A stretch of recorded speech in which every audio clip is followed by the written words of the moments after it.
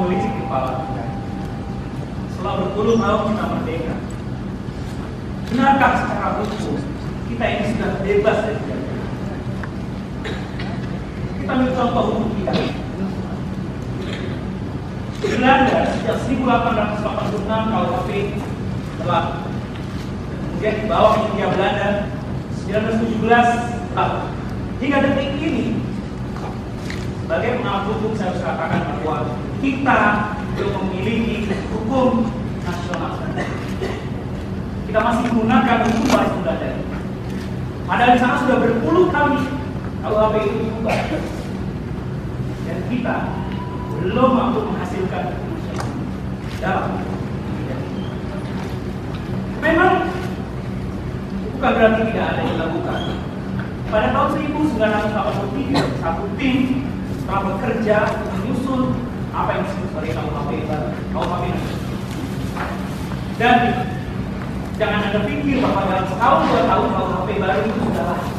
Tidak. Tim ini menyusun hingga 10 tahun. Dan pada tahun 1993, draft itu baru diserahkan kepada Kementerian. Dan kita perlu berpikir bahwa dalam setahun 2 tahun draft itu kemudian dibahas di DPR dan jadilah kita memiliki KUHP. Nyatanya tidak. Baru tahun 2014 rancangan diserahkan dari Kementerian Kehakiman kepada DPR. Butuh 21 tahun. Apa tidak hebat? Tidak. Butuh 21 tahun untuk menyerahkan draft rancangan undang-undang pidana DPR. Dan baru tahun ini dibahas secara resmi. Kita tidak tahu sampai kapan KUHP baru ini akan laku. Ada banyak hal yang aneh di negara kita, dan menurut saya kita ini negara yang memiliki rekor dalam kepemilikan komisi-komisi lembaga-lembaga independen. Ada puluhan komisi lah. Tiap ada masalah hukum, masyarakat, pemerintah menginginkan komisi baru. Kita sudah punya Komnas HAM, kita sudah punya Komnas Perempuan, Komnas Anak, Komisi Yudisial, ada polisian. Masyarakat tidak percaya pada polisi, lahirlah komisi. Ada jaksa. Masyarakat tidak puas, tidak percaya dengan jaksa, lahirlah komisi kejaksaan. Singkat kata, banyak sekali komisi, lembaga-lembaga independen dan sebagainya. Dan ada juga kecenderungan bahwa negara kita, semua orang ingin memecahkannya dengan undang-undang. Semua masalah hukum, masalah sosial perlu undang-undang untuk menyelesaikan. Dan tidak itu saja. Setiap undang-undang lahir biasanya diiringi dengan kami perlu pengadilan sendiri. Maka selain pengadilan yang sudah kita kenal sekarang ini, ada banyak lahir, misalnya pengadilan perikanan. Apa tidak hebat? Ikan punya pengadilan sendiri. Dan itulah hukum di negara kita. Perlu tidak baca. Dan di era otonomi ini, setiap daerah berlomba-lomba membuat aturannya sendiri. Yang kadang bukan karena kebutuhan, tapi karena kepentingan. Karena mereka ingin berebut perasaan, kewenangan, dan sebagainya. Sehingga mereka berlomba-lomba membuat. Dan yang selalu juga pelik dalam pikiran saya sebagai pengamat hukum adalah kita ini sebetulnya seringkali masyarakat kita bersikap sadar ganda, ambivalent. Jika orang-orang membicarakan mengenai korupsi, mengenai perkosaan, mereka berteriak ingin hukuman sekeras-kerasnya untuk korupsi, untuk pembunuhan, untuk perkosaan, sekeras-kerasnya. Tetapi ketika dia sendiri menjadi tersangka, atau keluarga menjadi terdakwa, atau anak menjadi tersangka, mereka ingin hukuman yang seringan-ringan. Kalau perlu tidak perlu. Kadang masyarakat menolak hukuman mati atas dasar itu melanggar HAM. Tapi ketika mereka menjadi korban dalam suatu kejahatan, mereka ingin agar si pelaku tidak tidak hanya dihukum mati, tapi juga dicincang lebih dulu baru dihukum. Dan kalau kita lihat masyarakat juga semakin apatis terhadap hukum.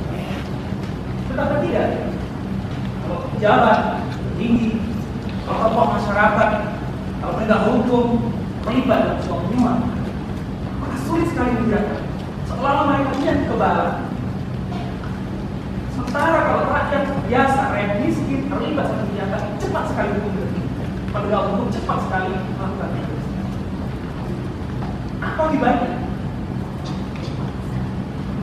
Ya, akibatnya tentu saja masyarakat apatis, masyarakat tidak percaya pada hukum. Lalu siapa yang bisa dipercaya?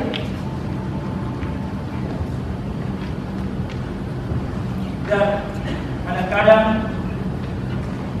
para praktisi hukum seolah-olah melihat bahwa hukum itu selalu selaras dengan kenyataan. Mereka melihat hukum hanya norma, hanya nilai, hanya asas. Seolah itu, jika itu berlaku, itu jalankan, hukum akan beres, masyarakat akan terlindungi. Nyatanya tidak.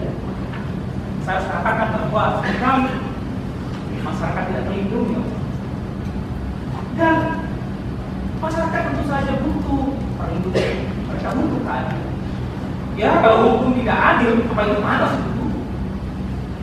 Kalau hukum tidak melindungi, apa itu pantas itu hukum? Inilah potret hukum di negara kita. Dan tidak terlalu salah jika saya harus katakan bahwa dalam soal hukum kita belum lepas.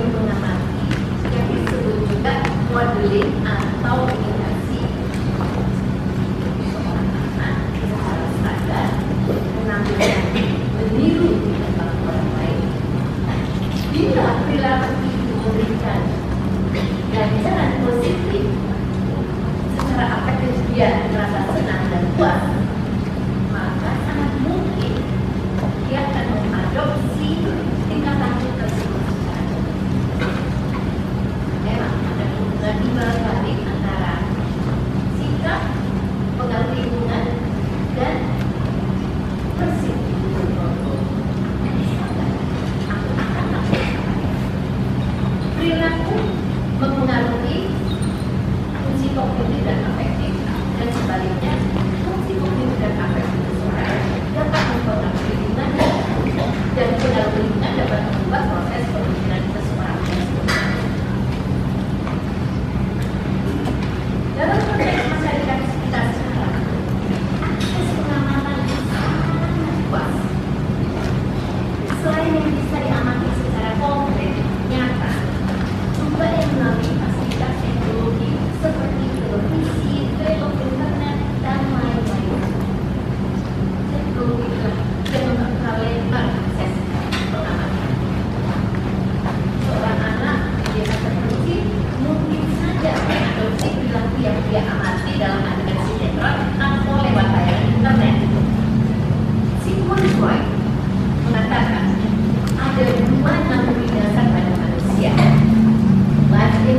dan destiny.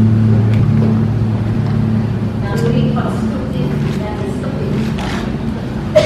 Walaupun keduanya merupakan energi untuk anak hidup, namun tidak berbeda sebagai cenderung dengan dua tipe.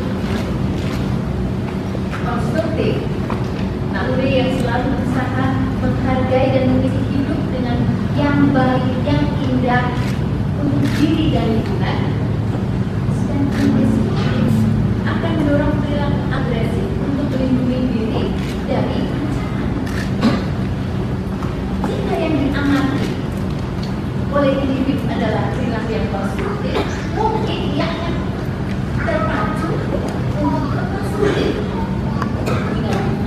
Konstruktif atau sebagian besar. Sebaliknya, jika yang diamati adalah perilaku destruktif dan kemudian dia lihat mendapatkan ganjaran kepuasan, maka dengan mudahnya dia akan berhenti. Dan bagaimana kita sedang berada di globalisasi, variasi perilaku yang diserap hampir seragam, meniru segala yang dicontohkan oleh para penguasa teknologi. Manusia pendidikan seyogianya dapat memilih mana yang perlu diadopsi dan yang tidak, yang baik dan tidak mendominasi. Itu bisa dipelajari sejak anak-anak beranjak remaja. Pertanyaan yang muncul, bisakah setiap manusia dipastikan tahu mana yang perlu dan tidak perlu mereka diri, mana yang buruk atau baik mereka diri? Bagaimana seorang anak bisa menghindari diri dari meniru tren yang buruk? Erikson, seorang psikolog Amerika, keturunan Jerman, mengatakan perkembangan manusia dibedakan berdasarkan kualitas ego dalam 8 tahap. 4 tahap pertama terjadi pada masa bayi dan masa anak-anak, tahap kelima pada masa remaja, dan 3 tahap terakhir pada masa dewasa dan tua.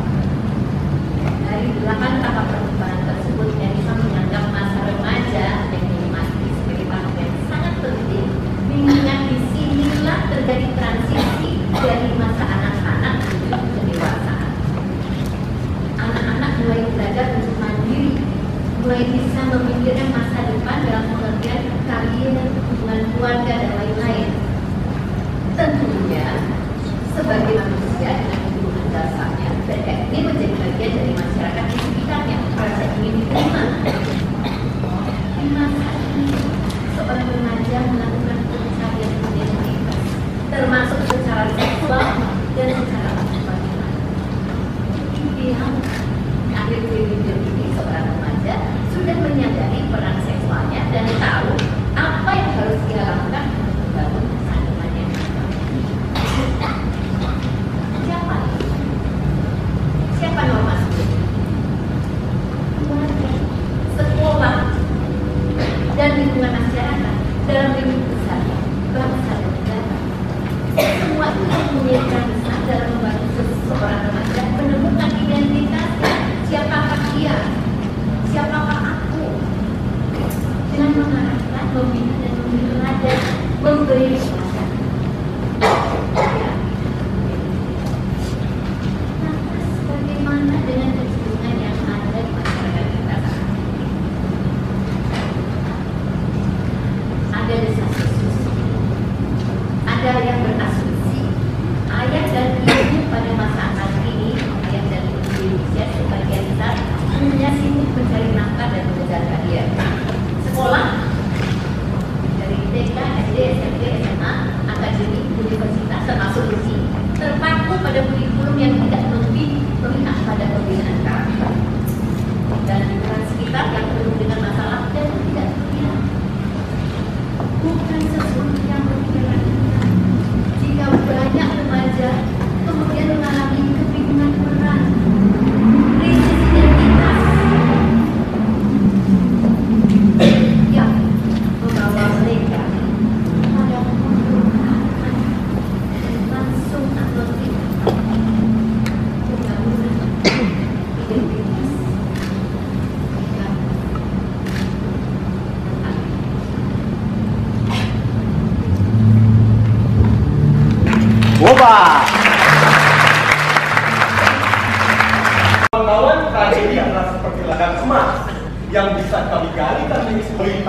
sehingga bisa menghasilkan berita-berita yang menarik, penuh sensasi, atau biasa kita katakan sensasional.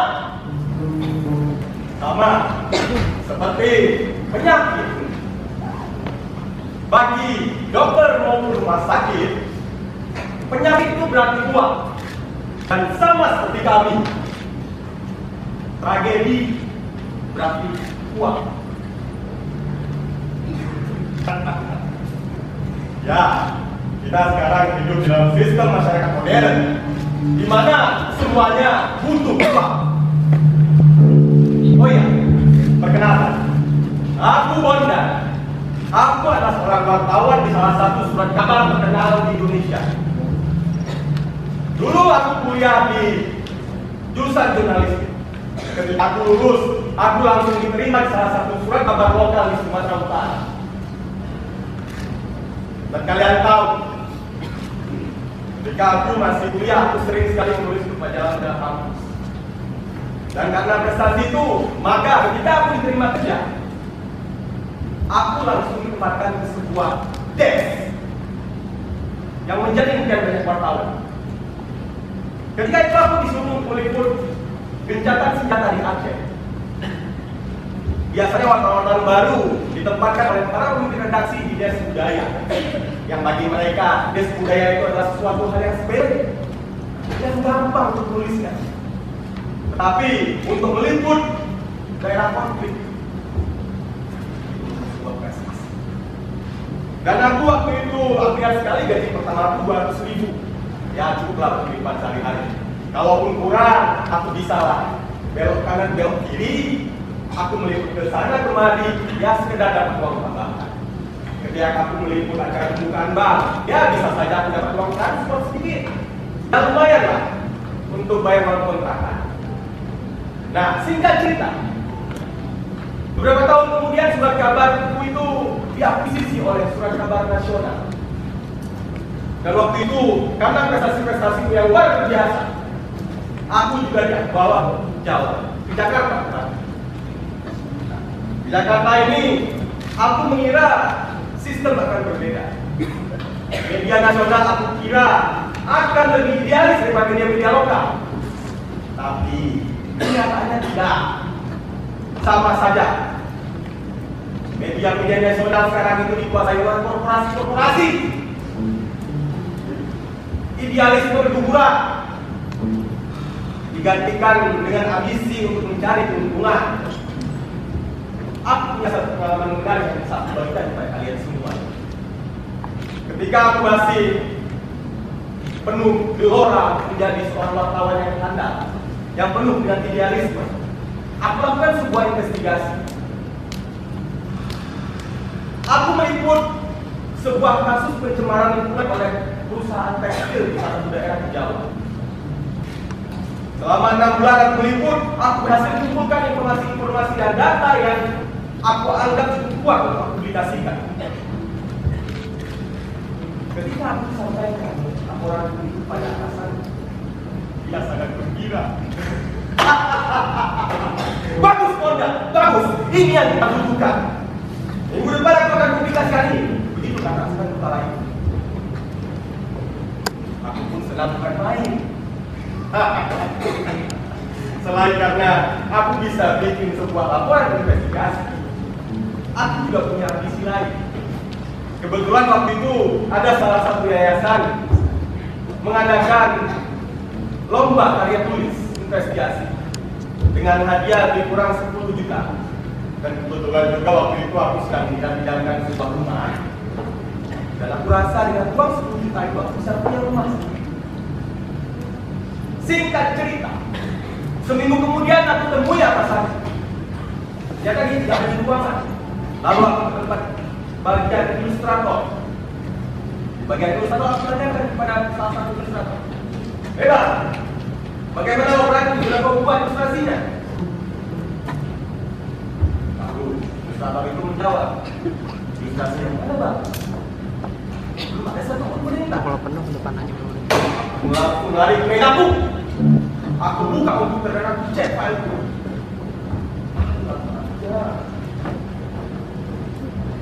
File-file investigasi itu selama 6 bulan hilang, lenyap. Dan Bapak Bang memuncak. Langsung aku berlari dan aku menuju ruang atasanku dan dia duduk dengan santai. Aku tanyakan kepadanya, Bang, mana laporan kenapa ada identifikasi? Dengan santai atasan menjawab, tidak diizinkan memegang saham.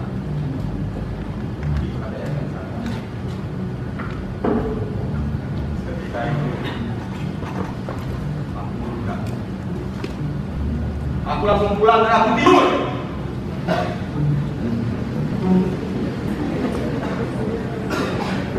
Bajingan sekali ya rasa ini.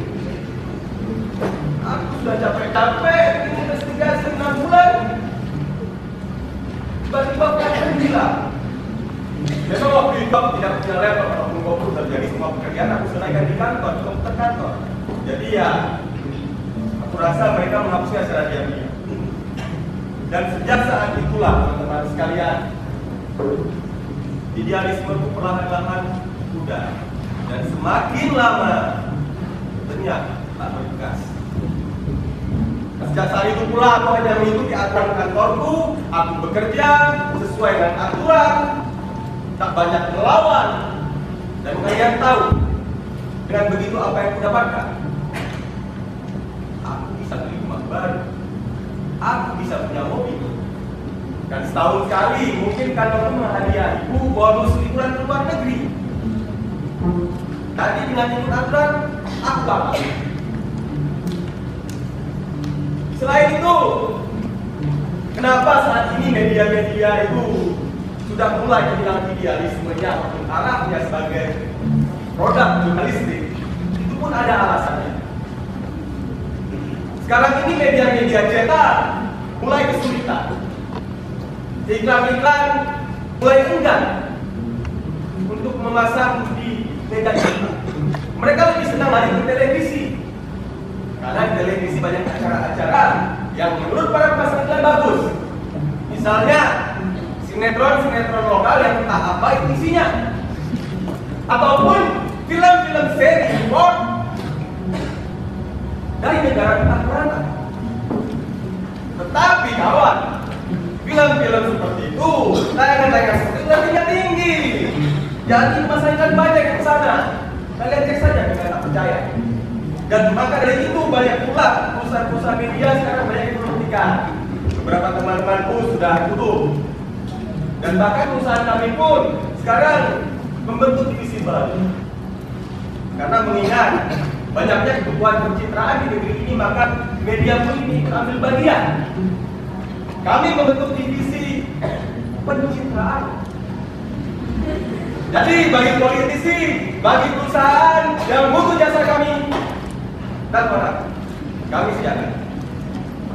Nah, sekarang kalian tahu kan betapa bobroknya sistem di negara kita.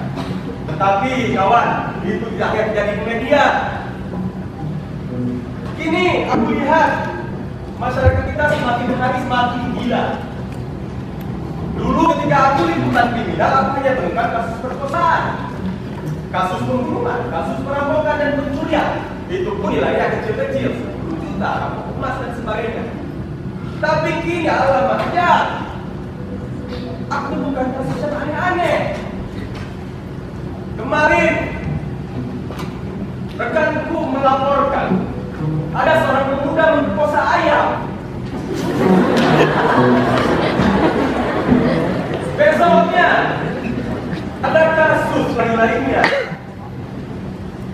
Seorang anak SD memperkosa gadis SMP. Lalu besoknya berganti lagi, anak SMP perkosa anak SMA. Besoknya lain lagi, ada ustaz menyolongi santri-santrinya. Dan ada yang aneh lagi,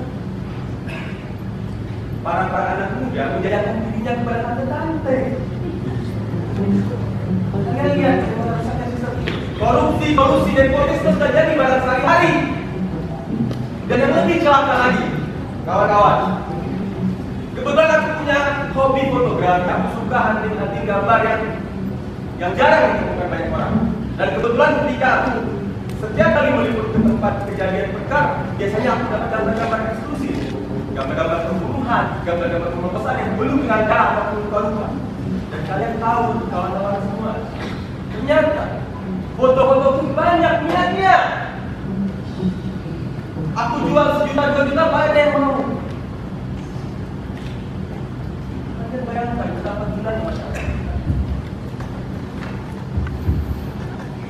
Tragedi itu menurutku seperti koin. Tragedi dan komedi seperti sebuah koin yang gampang diputarbalikkan sesuai dengan kehendak. Ketika kami butuh berita tragedi, kami poleslah yang jadi tragedi. Ketika kami butuh berita komedi, kami poleslah yang jadi berita komedi. Misalnya, ketika seorang anggota DPR ditemukan sedang menonton film porno ketika siang, itu bukan sebuah tragedi. Tapi di lain sisi, kita juga bisa melihat sebagai sebuah komedi. Mungkin kalian menganggap tidak punya simpati. Nah, apa ini kawan? Tidak punya simpati. Tapi kawan, mengingatkan saya ini pada kalian. Kita ini sekarang hidup dalam sistem yang mengharuskan kita mengejar Tuhan. Apa itu kawan? Uang, uang, uang, dan uang.